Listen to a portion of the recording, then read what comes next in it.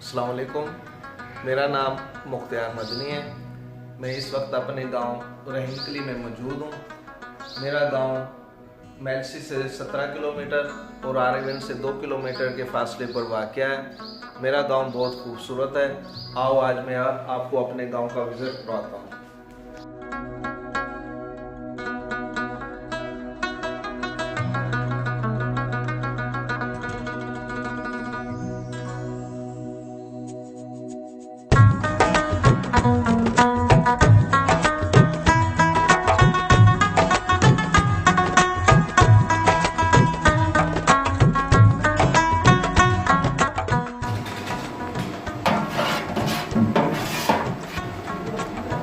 ये सफर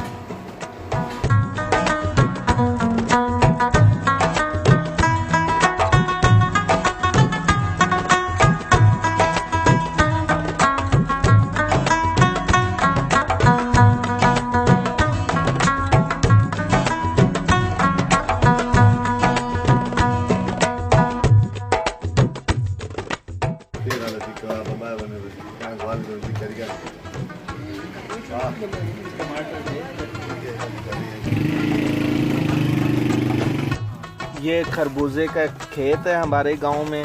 तो माशाल्लाह ये बहुत ही ज़्यादा जो है वो तैयार है खरबूजा।